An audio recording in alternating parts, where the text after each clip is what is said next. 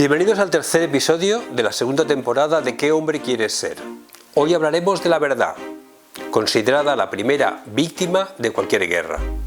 Y para hacerlo, indagaremos en el testimonio de quien, cubriendo la guerra de Marruecos y la Primera Guerra Mundial, se convirtió en la primera reportera de guerra de España, Carmen de Burgos.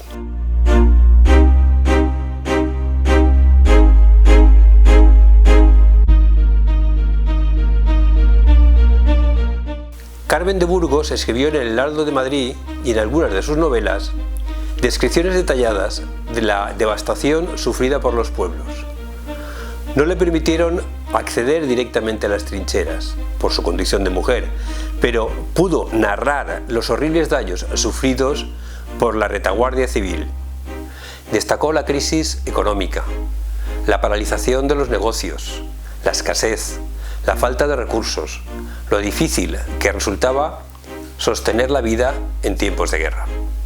Yo no he visto las batallas, pero he visto la guerra en esos hospitales, en esa repercusión dolorosa que tienen sobre toda la población, sobre la parte civil. La he contemplado con todo su horror, toda su verdad, toda su desnudez, en los ojos sin luz de los pobres soldados ciegos. Para ella los protagonistas no eran los ejércitos o los altos mandos militares, sino las madres, las esposas, los hijos e hijas, los ancianos que sufrían las consecuencias de la guerra y mientras tanto lloraban a sus seres queridos que ponían cada día en peligro sus vidas en las trincheras. El estallido de la guerra había devastado su hogar. Se habían sucedido las desgracias en una pesadilla fatigosa.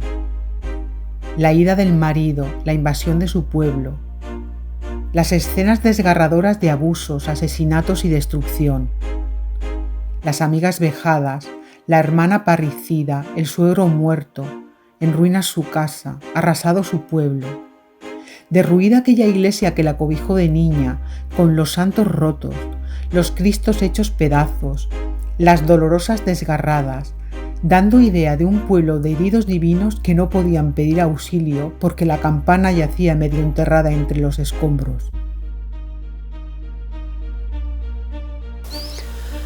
Carmen ofreció una versión propia, alejada de la narrativa principal, más preocupada por retratar lo que consideraba la verdad de la guerra, sus devastadores efectos en las ciudades y las numerosas víctimas que dejaba tras de sí. Pero la guerra, fiera monstruosa, voraz, insaciable, siempre con las fauces abiertas se lo tragaba todo. Se necesitaban hombres, más hombres. La victoria había de alzarse sobre un montón de cadáveres. Venían nuevos heridos, moribundos, deshechos, y ella había de seguir en aquella guerra contra la guerra para arrebatarle víctimas. En el fondo de su corazón había una razón suprema de rebeldía contra todo aquello. Nada merecía todo el dolor que se encerraba en las almas de las mujeres, en el alma de los soldados. No había nada que lo pudiera justificar por pomposo que fuera su nombre.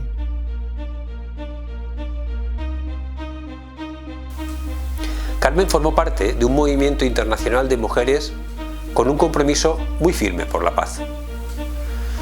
Condenaba la prolongación de la guerra y exigía poner fin a la masacre que asolaba Europa.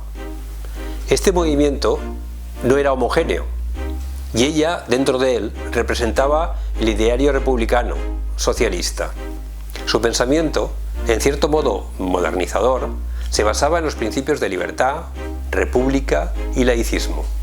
También en el compromiso por una mejora constante de la condición de la mujer, que la convirtió en una de las principales abanderadas del feminismo en las primeras décadas del siglo. Por eso saludó emocionada la Declaración de Paz de las Mujeres de los Estados Unidos. Las madres de toda la tierra deben pedir y lograr para sus hijos un mundo donde la vida, la libertad y el logro de la felicidad se estimen como derechos inenajenables. La guerra significa muerte y destrucción, la paz significa vida y progreso. Haced que todas las mujeres declaren su adhesión a esta causa. Haced que piensen, hablen y trabajen para crear el espíritu de la paz universal. Pedimos a las mujeres de todo el mundo que se unan a nosotras para hacer juntas la cruzada de la paz.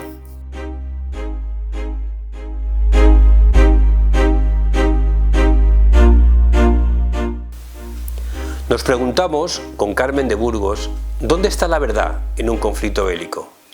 ¿Cómo hacer un periodismo que trabaje por la paz? De entrada, no basta con contar lo primero que aparece ante nuestros ojos. Es preciso pensar cuál es la repercusión que tiene nuestro discurso en el corto y el largo plazo. En síntesis, el periodismo de paz consiste en explorar la complejidad del conflicto, contribuir a una salida en que todas las partes ganen, revelar los engaños sin importar quién los haga, huir de la propaganda, humanizar y hablar del sufrimiento de las dos partes y buscar soluciones que lleven hacia una resolución o transformación del conflicto, a la reconstrucción y a la reconciliación. Revelar las mentiras y mostrar el sufrimiento de ambas partes no es neutralidad ni equidistancia, es ponerse a favor de quien padece la guerra. Responde al principio y propósito de ofrecer una visión informada del conflicto. Todo esto podría valer, por ejemplo, para narrar la guerra entre Rusia y Ucrania. Pero, ¿tiene lógica plantear fórmulas del estilo todos ganan en conflictos asimétricos? Es decir, donde una de las partes lo tiene todo y la otra casi nada, como por ejemplo en el genocidio del pueblo palestino. Si una parte ejerce abuso de poder sobre la otra, por medio de crímenes, sumisión, explotación, opresión, ¿cómo se resuelve el conflicto de forma justa? En estos casos, lo más urgente será un alto el fuego, es decir, la ausencia de violencia directa. Pero la injusticia es una forma de violencia y será necesario reducirla. Tampoco aquí la neutralidad, en el sentido de conformarse solo con el cese de la violencia directa, es aceptable ni aconsejable para conseguir la paz. Necesitamos, pues, combinar la lógica del periodismo de paz y de lucha, que se construye a partir del análisis del conflicto, de una comprensión crítica de la complejidad y que no niega el compromiso por la vida y contra el abuso de poder.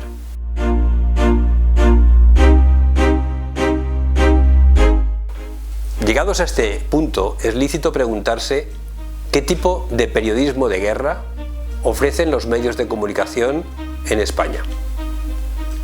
¿Han aprendido algo de las enseñanzas de Carmen de Burgos? La gente de izquierdas de mi generación celebramos la aparición en 1976 del diario El País.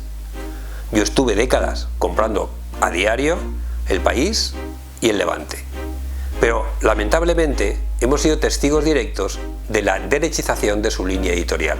Nos costó mucho reconocer que El País y la cadena SER se orientaban hacia la conservación de una sociedad que consideramos injusta y no hacia su transformación. Sobre la guerra de Rusia contra Ucrania, la inmensa mayoría de las televisiones, la prensa, la radio y las redes sociales, tanto de la derecha como de la progresía mediática, hacen un tratamiento que está lejos, a años luz diría yo, del periodismo de paz. Han asumido ciegamente la propaganda de una de las partes. Enfatizan en los efectos de la violencia, los muertos, los heridos, los desplazados, los daños materiales de uno de los bandos. Llaman a implicarse en la guerra, a rearmar a una de las partes, con el objetivo de derrotar al contrario. Deshumanizan y exponen las falsedades de los otros y ocultan la de los nuestros. Por contra, los pocos medios que han intentado practicar un periodismo de paz han sido desacreditados y tildados de ingenuos o traidores. Respecto al tratamiento informativo del genocidio del pueblo palestino, perpetrado por el Estado de Israel, la derecha mediática ha tomado partido por el bando israelí, apadrinado por los Estados Unidos, la OTAN y la Unión Europea. Por su parte, la progresía mediática camina entre dos aguas. Deja algún espacio para la información veraz, pero se alinea con el gobierno de España en su política de gestos más bien inútiles, continuidad de relaciones políticas, comerciales y militares con Israel y ausencia de medidas efectivas que metan presión a los genocidas. Ninguna de las medidas que se proponen contra Rusia se piden contra Israel.